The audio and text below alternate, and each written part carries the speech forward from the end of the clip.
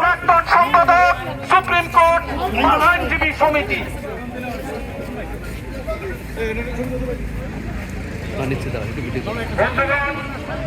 আজকে বাংলাদেশে কর্মকাণ্ড চলছে, 71 সালে পাকিস্তানি হানাদাররা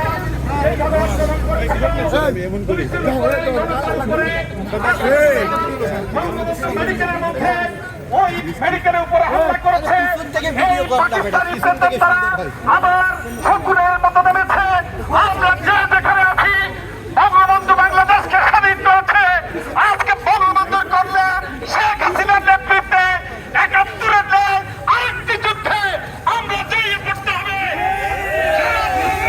সারা বাংলাদেশ থেকে 71-এর রাজাকার জামাত শিবির রাজাকারদেরকে আমরা খুঁজে বের করতে হবে। এবার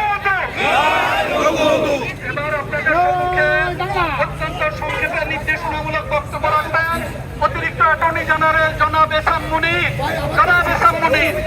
আবার তো এসে গেলাম।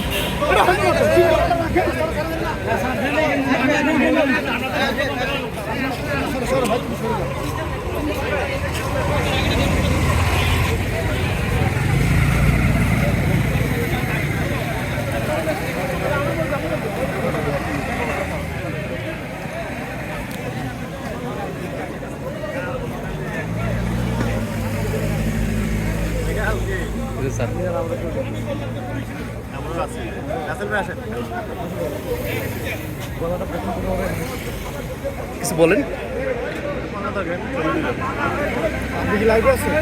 না, ভিডিও করতেছি, এটা ইউটিউবে যাবে। সুপ্রিম কোর্ট বার খবর ঢুকলে পাবেন। এই যে সুপ্রিম কোর্ট বার খবর ইউটিউব।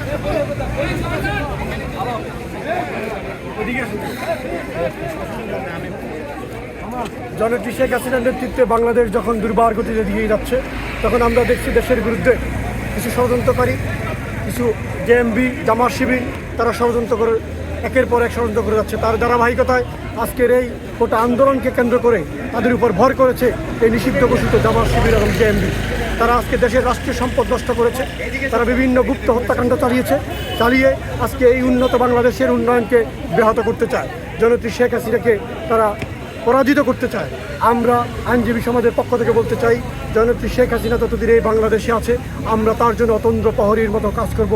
জননেত্রী শেখ হাসিনা যেভাবে বাংলাদেশকে এগিয়ে নিয়ে যাচ্ছে, আমরা তার সাথে তার উন্নয়নের সারথি হয়ে থাকবো ইনশাআল্লাহ। জয় বাংলা, জয় Bangla. Supreme court bar association খবর ইউটিউব, এখানে সার্চ দিলে পাবেন। মোটা যাচ্ছেন কি আপনারা?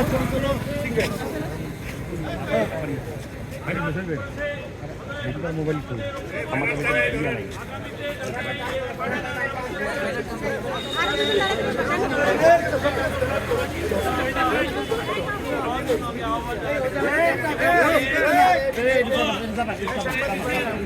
চলতে থাকবে।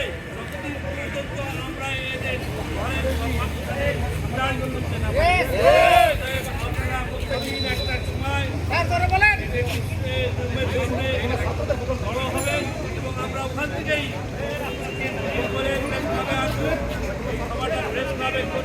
ভালো হয়।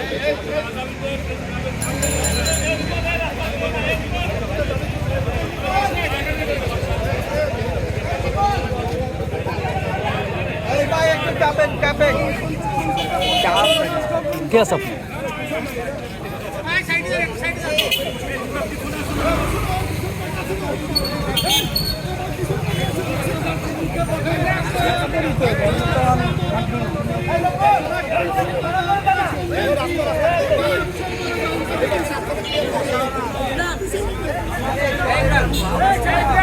রিপোর্ট